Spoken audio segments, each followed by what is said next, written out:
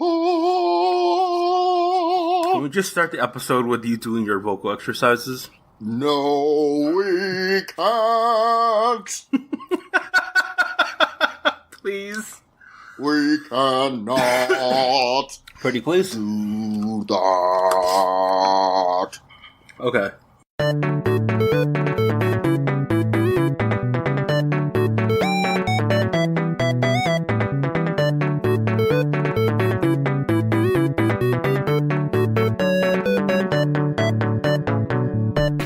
And that's why I don't trust white people. Sushi burrito is really what did it. The second I saw sushi burrito, I was like, alright, white people have gone too far. I'm trying to think of something that's completely sacrilegious. I mean, sushi burrito probably tops that. Like, sushi burrito is like what happens when the whitest soccer mom decides I'm going to start a business. I know sushi pizza is a thing too. And welcome to the Pocky Flocky Shit Show. I'm Pocky. I'm just gonna ignore me. Yeah, and that's Flocky.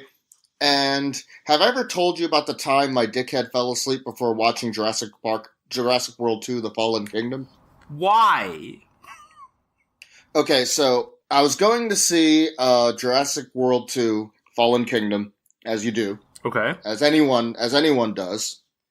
And I was sitting on the floor waiting because, believe it or not, there was a line outside the theater to get in to see Jurassic World 2: The Fallen Kingdom. And there was no chair, so everyone was just sitting on the floor. Just going to remark that I did not have to go through this experience when I went to go see Solo, a Star Wars story. I can't imagine why. Opening night, Solo, a Star Wars story, nothing. Jurassic World 2, Fallen Kingdom, on the third night of release, I'm sitting on the floor outside the theater. Jesus. And then I felt weird. I felt weird in my happy parts. And I was just like, I've never felt this way before. Something is wrong with my dick. Something is really wrong with my dick. So I was there with my friend. Liz. I said, Liz. Wait, your friend Liz from college? Yes, my friend Liz from college. I told her, hold my soda. I have to go to the bathroom now. And then, with all the confidence of someone who definitely has something wrong with their dick, I waddled to the men's room, slammed my way into a stall, dropped everything, pants, underwear, and all, and just checked. Just checked. What did you check for? Like, I didn't know what still there or what? Yeah, there was something wrong, and I didn't know what. And then suddenly, I started getting pins and needles in my dick. Oh no! And that's when I realized I was sitting in a way that made my dick fall asleep. No! I didn't even know that was possible. No, that's, I didn't know that was a thing that could happen until I saw Jurassic World 2: The Fallen Kingdom. To be honest, I didn't need to know that was a thing that could happen either. Thanks for ruining my life. I was today years old when you ruined my fucking life. I was 60 years old when I found out your dickhead could fall asleep. Like, this is like amazing territory that I did not know existed before. This is like, holy shit. New science has never known this before, probably. How do we live? How did I live in a society for 20? How did I live in a society for 29 years without this ever happening to me? That's the thing. I'm 34, and when did Jurassic World 2 come out? This year? 2 years ago? Last year? I think it was last year. So it took me 33 years to find out that this could even happen. This needs to be taught in sex ed classes. Does it really? People need to know. Otherwise, they could find themselves in the same horrifying situation I was in. Not having any idea what was going on down there. I have to imagine this is what the first period is like. Oh my god!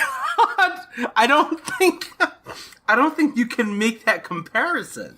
It's got to be very similar. In that same sense of, holy shit, what the fuck is going on down there?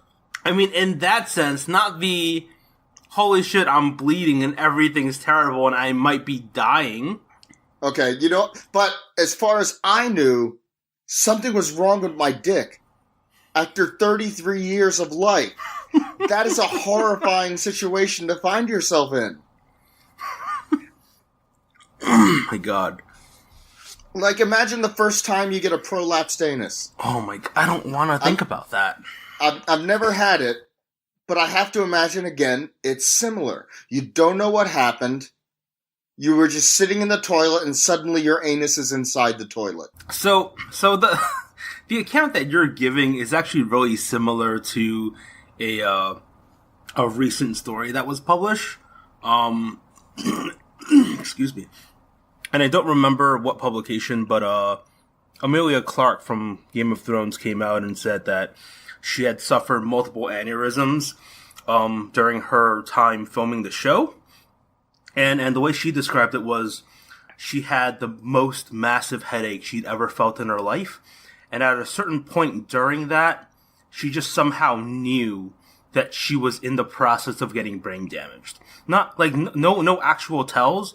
She just knew, like instinctively, something was terribly wrong and she was dying. And I think we could all agree I went through something very similar. That's what I'm saying. The account you're giving is so similar, but so not comparable. You're right. I went through so much worse. If anything, I am braver than Emilia Clarke from Game of Thrones.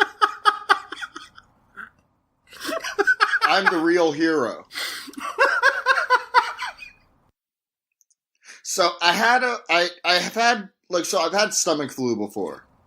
Yeah. To where, like, I was at Disney World, and, like, I got the worst stomach flu of my life. Yeah. And every time I have something like that happen to me, where I am suffering horribly, and I want to die, I revert to, like, that teenager, maybe even younger, magical thinking of where I think, is this the moment where I find out I'm a mutant and I have superpowers?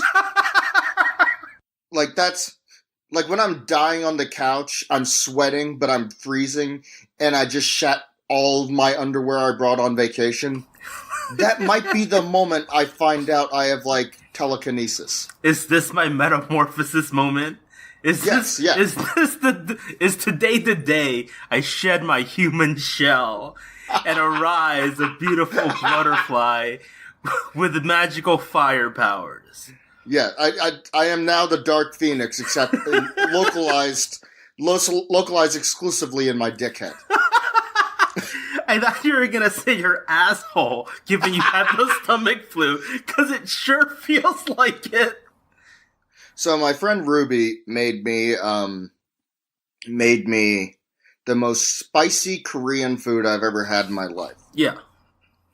And the more, like, it was so spicy that as I was eating it, I was just like, this is so good.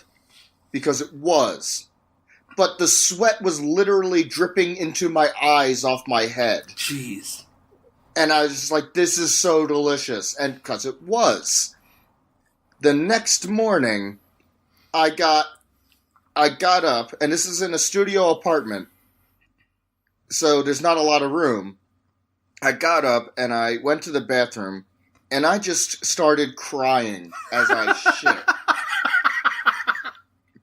And it was the most painful shit of my life. And again, magical thinking, is this when I get superpowers?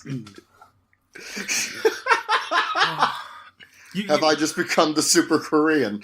You leave out the most important part of that story, and that is that you are in your friend's studio apartment. Yes, and I did wake her up with my literally crying in the bathroom while shitting out the most... Like, I'm shitting out Satan's horns out of my asshole. That's how much this hurts. The important part is you didn't go over for a meal and went home. You stayed the night and woke your friend up with your howling. On the shitter, just yelling like, ah! I guess you could say this is my second Amelia Clark moment. So I'm definitely the bravest man who ever lived. Oh my god. We can never publish this. You could say I know exactly what it's like to give birth. Oh, I don't think so. I don't think... there are millions of mothers out there that would disagree with you. Happy Mother's Day, everyone. Oh, yes, it is Mother's Day. Happy Mother's Day. I understand. I'm with you. It was the worst experience of my life. Not the spicy food, but the falling asleep dickhead. Because I know what it feels like to shit out after having eaten 3 habanero peppers while watching Hot Pepper Gaming. I know what that's like. So I was somewhat prepared for that. I was not prepared for the dickhead pins and needles. And I don't think anyone is. Yeah, I guess so. But you're a little bit more prepared for spicy foods because you actually go out to seek those kind of things, right? Oh yes, I go out to conquer my meals. I don't go out to eat. I go out to stick a boot up my food's ass. So, I guess on a similar topic, both you and I are big fans of Hot Ones. The interview show on YouTube where Sean Evans invites celebrities to come and eat spicy wings while, I guess, interviewing them, asking them questions. So, I've never eaten anything too hot, but I can only imagine, how people feel when they're on a press tour. And yeah. This is not their only gig. Yeah. They have other people they have to interview with during this tour. And they don't have to be here. This is someone in their PR department signed them up, or they came voluntarily not thinking it was crazy. And an ex-employee signed them up for this. And these aren't no-name celebrities. These are most recently they did Scarlett Johansson to promote Endgame. They did Shaquille O'Neal recently.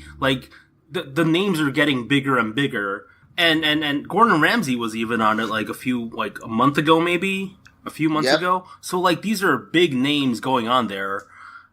I just imagine this being in the middle of your press tour, and you don't because if you don't eat spicy foods, you don't know that if you bite into a ghost pepper, you're sick for a week. Yeah, you're just shitting and vomiting for a week afterwards. I feel like Hot Ones cuts the cameras too soon. They need to follow them into the bathroom and just put a microphone outside the stall. Because that's where you saw some of the suffering on the show, but you have not seen the complete picture of how bad and dark this gets. So, the celebrities are one thing, but I worry for Sean Evans, because he does this, he's part of every interview, and he eats all the wings in every interview.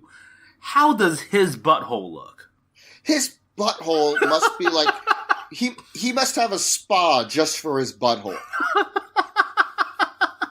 That's the only way I can conceive of him getting through a season of this show. So, but he's used to it, right? He does this for a living. He does it because he enjoys it. And, people ask him all the time, and the answer he usually gives is I do this every day. But, you can still see it burn on his face. When he's eating it, you can still see some pain.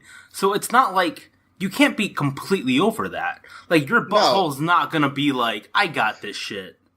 Literally. And there's videos of him and someone else, I think his name is Klaus, eating Carolina Reapers. Yeah. So, I don't know. I've eaten a lot of spicy food. And there gets to a point where I can eat it, fine, but there are consequences to those actions. There are consequences. And I don't, like, now that I know what those consequences are, I don't think, like, let's say the Pocky Flocky shit show gets really good really fast.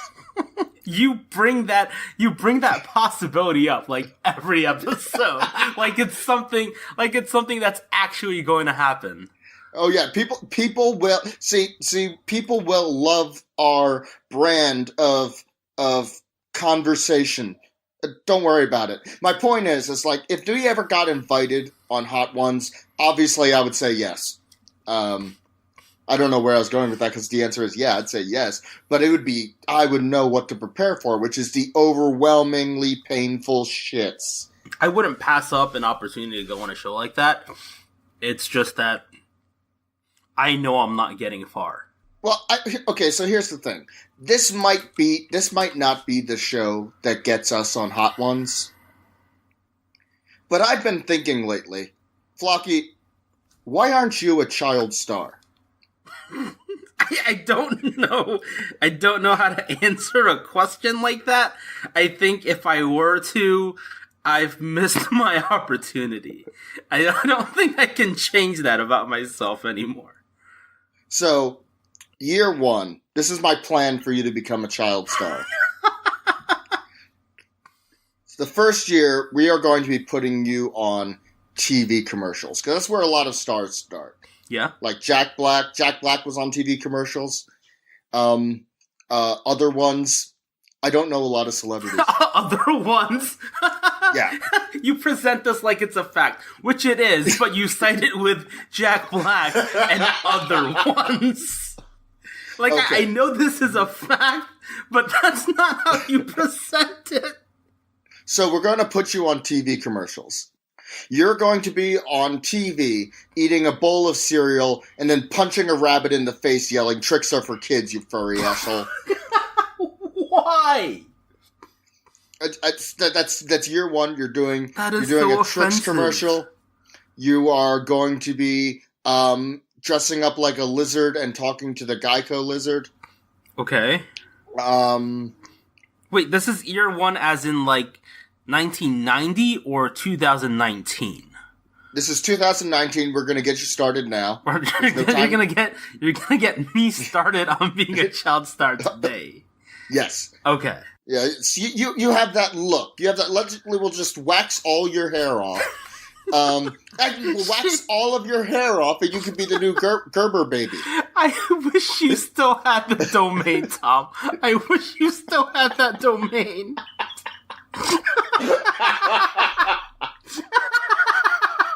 For context for that joke, I used to own a domain called shaveallyourbodyhair.today. I thought that'd be a very funny domain to own. And it is, and you should buy it back before this podcast goes live. Yeah, I could redirect to pockyflocky.com. Oh my god. Okay, continue. Anyways, that's year one, is commercials. Okay. Year two, now you're getting big. This is year 2020. Okay. And you're going to be starring on Nicktoons shows. Okay. Like the cartoons or like the live action ones? Live action. Okay, I'll be honest. I haven't watched Nicktoons or Disney XD or any of those kids shows. Okay. In a long time. I'm assuming they're exactly the same. And you can be... Is iCarly still a thing? Can I be on iCarly? Yeah, you can be iCarly. I can be iCarly. You can be the new iCarly. I'm the new Carly in the iCarly reboot. That's right. It's just me with a wig and facial hair. Yeah. Talking about boys. That's why people like you, because you're so relatable on that show. Oh my god. And then maybe a reboot of Lazy Town where you'll just play everyone. Oh my god. And I will be getting paid for it. Are you my dad? Yes, because that's the other important thing about being a child star, is having a parent, me, who is taking all of your money. Okay. Are you the good kind of parent that steals all my money, or the bad kind that kills me? No, I'm the kind of parent that steals all your money and says I'm putting it towards your education, but actually, I've just bought a Lamborghini. So the good kind of child star parent. Yes. But you're going to rebel against that when we get to year 3 in the plan. And how am I going to do that? Cocaine addiction. I love I love this idea because in an actual timeline, if year 1 was when I was 5 or 6 years old, this is the thought of an 8-year-old doing cocaine to piss off his dad. Yeah. Year 3, cocaine addiction. Your parents push you so, or in this case, me. I'm your parents. I'm yelling at you, get out on the stage, kid! And you're like, no, I'm too tired to work. It's too much. And I'm like, get out there. This white snow ain't gonna pay for itself. Get on the stage, kid. Why do you sound like a Disney villain? That's what child star parents sound like. You sound like Danny DeVito playing a Disney villain.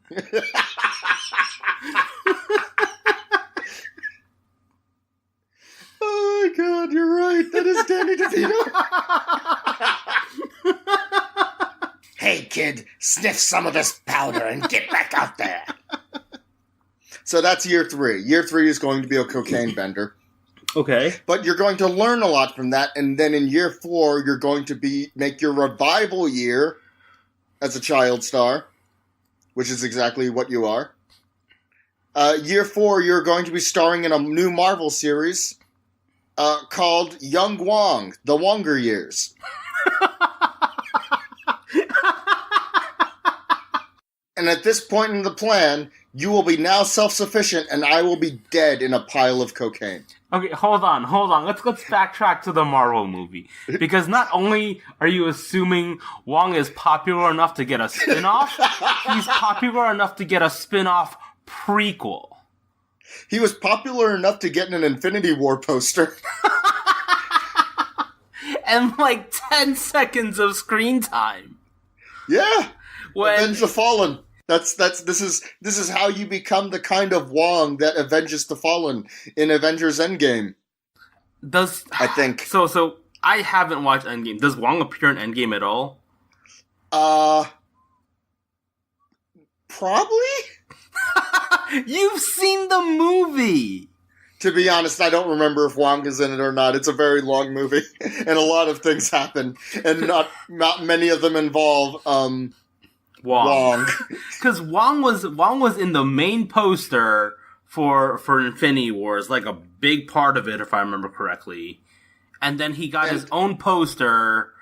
And the most he did was ask for takeout. And he literally asked for takeout in the beginning. He stands with, Iron Man and Doctor Strange and Bruce in the beginning. And then he's like, okay, bye, Bruce. And then he just leaves for the rest of the movie.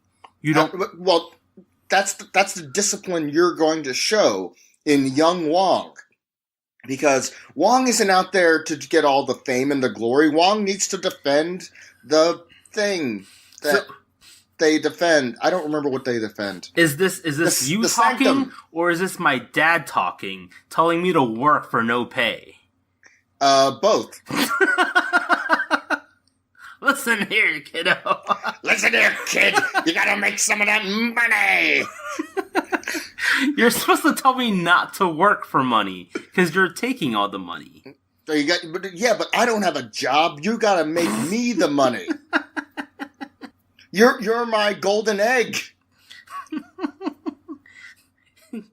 Listen here, kiddo. If you come through with this, maybe I'll give you some love.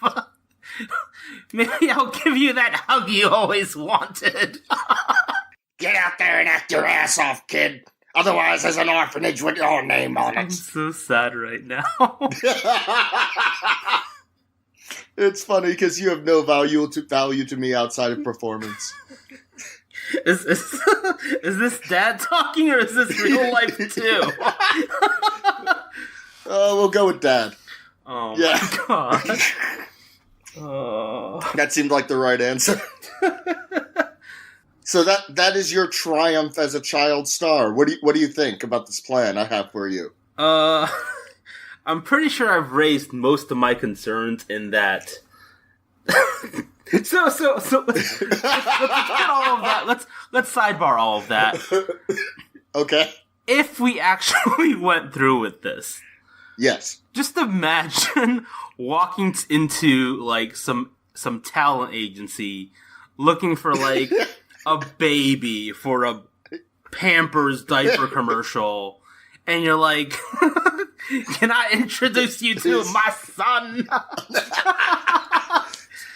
Now I walk in. I gotta walk in with a big cigar, but it's not lit because I need to use it for multiple talent agencies. And I just be like, "Look here, look at him. He's young, he's spry, he can do anything." And that's when you walk in, completely shaved, bald, waxed all over, wearing a diaper. Yes, but it has to be like visible wax, like Yeah. you can see the red strips from when they pull the wax off. It's very apparent we did it 5 minutes ago because we know you're going to have a 5 o'clock shadow real soon. It's already half growing back. I'm wearing like 2 pairs of the pens because they don't make one my size. Yeah, that's our sales pitch for the new Gerber baby. And they're like, "Sir, this is a agency for babies. This is a grown man." And you're like, "But can babies talk? Speak, Sonny." Hi. You're thinking too small. You're thinking way too small. Thinking about the future. Oh. So assuming we don't get kicked out and we actually somehow land the job. Assuming someone, I'm thinking it's going to be in an alley, and the guy will be named Craig. Okay. Someone will hire you for something. We're not going to worry about what that is yet. Oh my god. That's a problem for future us. And that's when we start your career off as a child star. Hopefully, in 4 years, you'll be on the Wonger years. And I will be knee-deep in cocaine. So I will be 33 playing a teenage Wong on how he somehow got into the temple and started training in the mystic arts. Yes. It's gonna be like that old guy in the Taekwondo class where everyone's like in elementary school and he's like, "I'm here to get my black belt." Like, remember The Office when Dwight takes everyone to, like, his karate class? It's gonna be like that. So, first of all, when you heard this pitch, have you figured out yet that I came up with Young Wong, the Wonger years first, and then worked backwards from there? Yes. I can very much tell. That was the part of this I was most excited about. No, I understand. But how do we talk about anything else other than this moving forward? Forever. Like, there is gonna be no episode 5. This is episode 4. There's gonna be no episode 5, because this conversation's never going to end. No, there's going to be no episode 5, because we're going to be hard at work getting you into commercials.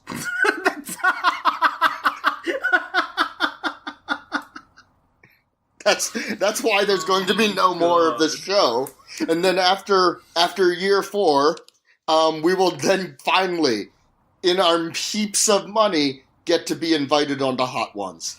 Oh my god. That's the long game. The end game for this podcast. Did you like what I did? I made a pun! Yes, you did. Okay, fuck, whatever. I don't give a shit. I have nothing. I'm done. I don't have anything to follow that embarrassment. It's not okay. How is that any more embarrassing than me talking about my dickhead?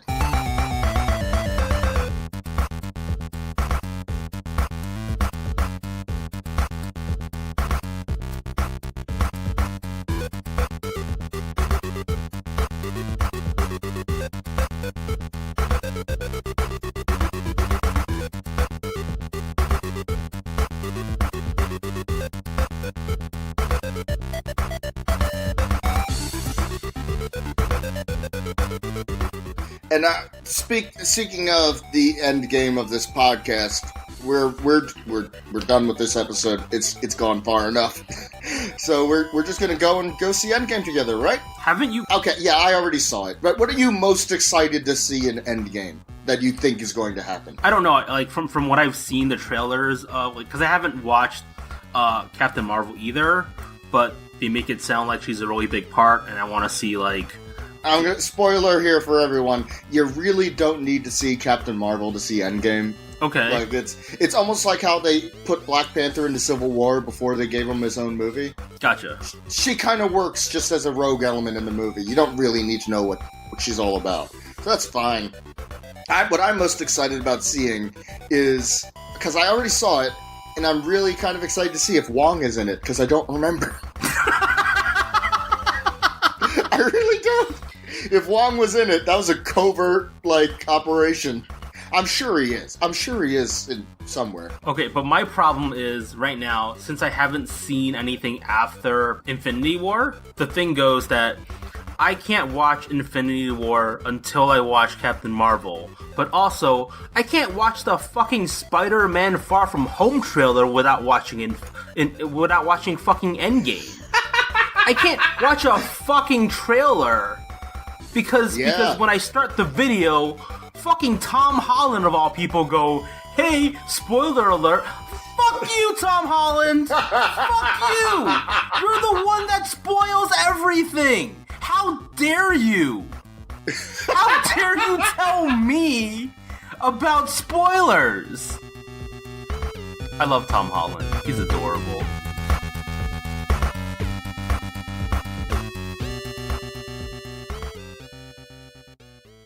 Alright, we're done. We never clapped to begin with, so this is gonna be a hard edit. Oh, fuck! So let's just clap now. Count it down. Ugh.